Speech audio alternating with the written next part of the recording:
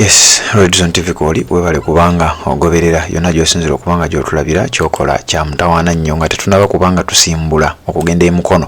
Kansooke nkuwe ebigambo bya Alex Waiswa Mufumbiro byayogedde kuwa ekitiibwa Mathias Mpuuga. Njagala kubanga mbikuwa obyewulirire, wabula gwatana subscribinga sooka okkirire wansi awo olabe ekigambo subscribe kikwateko, kwata kade aka notification obeere nga tomisinga nsonga yonna. Omukulu Alex Waiswa Mufumbiro ayogera ku kiwandiiko oba petition eyateekebwa mu parliament.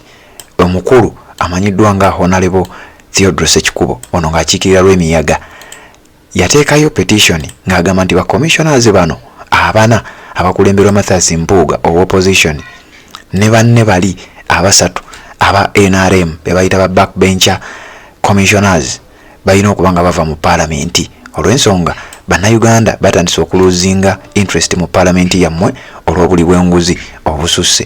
Ekiwandiiko kino oba petition eno gwali ku Redzone TV nakuwadde amawulire ejjo ng'ababaka abasinga obungi basayininze ku kiwandiiko kino, wabula nga wetwogerera bangi era tebanaba kubeera nga basayininga. Kati Alex Waiswa Mufumbiro bwe yabadde ku programu emu ku Pal FM yakunze ababaka batanasayininga, n'ategeeza naawe munnansi yonna gy'osinziira gy'owangaalira olina okuteeka omubaka wo ku nninga asayininge ekipapula. Omubuubire essimu kiba kisoboka omubuuze oba yatadde omukono ku kipapula ekigoba Mpuuga mu office ey'obwa commissioner. Kambikuwe nzije tubeere nga tweyongerayo naye ng'essaawa yonna tusimbula tugenda mukono. Beera ku Redzone TV byonna ogenda kubanga obimanya. Gwe wenna munnayuganda omanyira mwe bannayuganda mwafaayo nti ffe katulwane batuvume batufuule bye batufudde nga tuli mu lutalo ensonga egye mulina okuteekako nammwe essira mumala ne mugivaako. Tetubayise ku luguudo, tetubayise kwekalakaasa, tubasabye ekintu kimu buli munnayuganda awuliriza. Kano kankogere buli muntu akawulire. Buli munnayuganda tekyetagana kunnyonnyola nnyo nti genda oteeke omukono gwo ku lupapula olugamba nti ebiri mu palamenti biwulirizibwe binoonyerezebweko. Tetuyinza kuba nabubbi buno nga ku makya mwagala tuyise ssente zijje zigende mu bukiiko obunoonyereza ku parasitozi endala. Gwe MP wa NUP nga Loopa amaze okusayininga, tetwagala tubakowoole. Tetwagala tubakowoole kuba puroguramu y'olwokubiri wiiki ejja tugenda tandika okowoola ba MP abatannaba kusayininga. Ba MP 25 ab'opposition bakateekako omukono. Bulijjo tuwulira nti ono yeerusa bulijjo akolagana n'abantu. Buli MP tetuyinza kubanga tuli ku nsonga egogola corruption ne mwagala tujje tubannyonnyole. Gwe MP yenna omuntu aliyo nga walonda MP wo mubuuze yataddeko omukono manyi nti Anita Amonga ali mu kugulirira, bali mu kubira abantu amasimu, bali mu kugezaako okunafuya programu eno. Olwedde emikono gyayingidde 12 ekiri 12 kuba olugero lwaleero leader of opposition Honorable Joel Senyonyi atuteyo ababaka 2 aba NUP, mulimu abalala abasayinize nabuliddwa. Naye twagala buli mubaka wa parliament ng'olwandisa embuzi teweekweka mu mateeka go twagategedde. Ekyokubiri, tuli mu kuyita nsonga eno eteesebweko. Lwaki gwe batusayininga okujjama naawe olina ssente ze watwala mu nkukutu kwa Anita Amongo nga kati akufubanga eriyo be yaweranga wansi w'emmeeza nga kamera eraba. Era banganda abakubira nti you remember on Sunday I gave you our 20 million. That was from the ali mu kwagala kuba blackmailinga mu babaka ba parliament.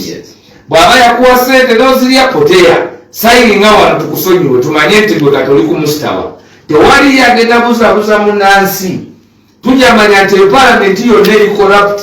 Buli mubaka wa parliament yenna gwe n'ono mubaka wa parliament ombuza omukono gwo wakutaddeko. Era ndoza kulokubiri sabiti ejja. Kulokubiri tuli ku listi. Ssekikubo Central. Listi zifulumya abantu bamanyani akukkiriza ababaka ba parliament kutandika kuzanya ping pong ku nsonga zino ezikwata ku bannansi ku ssente z'abannansi. Wawulidde olwogobanya nti komisona Mpuuga bamuwa simanyi miliyoni 12 mbwagenda awuge kyokka tamanyi kuwuga tebamulabako mu swimming pool watoona teriyo watoona oyinza gamba nti Mpuuga wadde yagenda okuyiga tibamuwa $5,000,000 munyazawo sigalo. We must interrogate all these things. Bo bafuna ddi ebitiibwa ebisinga ebyababaka ba parliament kubanga the administer on behalf gwani agambye nti okubeera prefect ow'abaana nti gwe kikufuula otaba student prefect asasula school fees bano babbi bubbi bugano gaidi tewali wagenda gwe omubaka w'omubuuze wataddeko omukono ababaka mubabuuze mwataddeko emikono omanyi omubaka wo gwe mubuuze mu constituency buuza omubaka wo wataddeko omukono okufulumya ababbi mu bukulembeze bwa palamenti. Tetuyinza kuba eno nga tulwana ate nammwe ekyo ekitono ne kibalema. Ekibuuzo kirina kuba kimu eri omubaka wa palamenti bwe muba mu kyaki gwe wati bwe watusobola sasula omuyaya akimubuuze mu bantu bwe muba munyimbe sasula teriyo mubaka kutandika kubabuulira mboozi yonna nga tannababulira wayimiridde ku sente zino ezabbibwa $1,107,000,000 okwogera mu bantu asooke kubabuulira wayimiridde omukono yagutaddeko era ayimiridde ku kikububbi obwo bugenda maaso mu palamenti nti palamenti sente zeyakabba tewandibadde omwana afa malaria mwaka guno. Palamenti Anita Among Mpuuga ne bana abasatu ze bakabba tewandibadde omwana alwala akashako omwaka guno. Palamenti sente zeyakabba Anita Among Mpuuga ne banne tewandibadde omwana yenna alemesebwa kugenda kukola bibuuzo nti talina sente za paadi. Palamenti Mpuuga Anita Among ne banne basatu ze babbye mu palamenti abantu abo bokka twandibadde olwaliro tetukaaba amasannyalaze agatali mu malwaliro. Eddwaliro ly'e Masaka balijjako amasannyalaze $2,000,000 mwaka naye nga Mpuuga yasitula esente $5,000,000 n'aziteeka mu nsawo n'akunumba tiagenze kugulawo nasale. Who does that?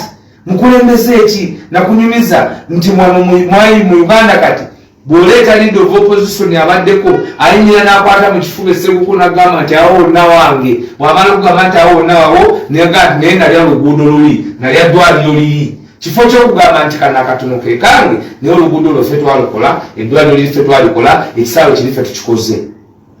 Gwe olina okuteeka omubaka we wa palamenti kino kyangu nnyo bannayuganda mbasaba mwenna this is your time to stand up. Abatwita bakoze ogwabwe fabola muveeyo mubuuza ababaka bammwe aba palamenti ku nsonga eno ey'obunyazi kuba palamenti gye batemeratemera ennyama.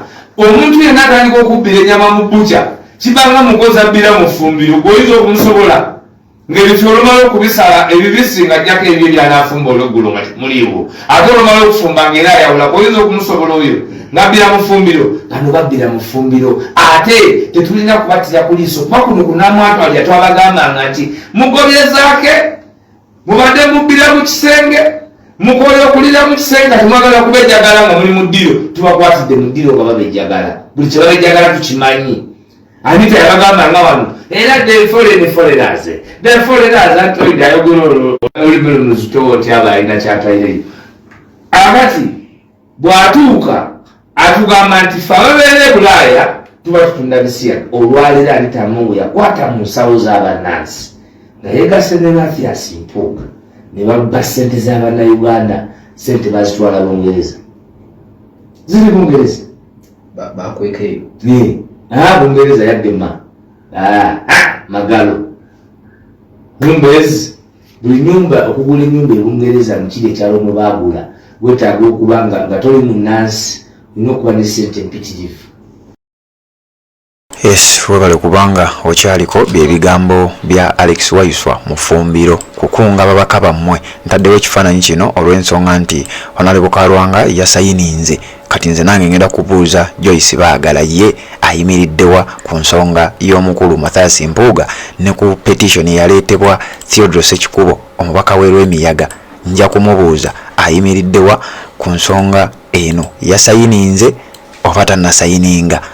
tugenda gezaako okutuukirira omubaka Ssekikubo atuwe lisiti ey'ababaka naddala abali ku ludda oluvuganya abatannaba kubeera nga basayininga ku petition eno ng'omukulu Alex Rice Omufumbiro waasabye. Ffe gwaffe wano ku Horizon TV gwa kubinoonya tubikuleetere naawe obeere nga gy'osinzira okuba nga gy'otulabira obeere ng'obimanya ebigenda mu maaso. Webale kuba nga okyagoberera yonna gy'osinzira okuba nga gy'otulabira ate naba kuba nga osubscribe nga kkirira wansi awo olaba ekigambo subscribe kikwateko kwata kadde ka notification nga bwe tugenda emukono ate tubeere nga tusisinkana mu updates eziddako kubanga kati ekiddako mukono essaawa yonna tugenda kuba nga tusimbula.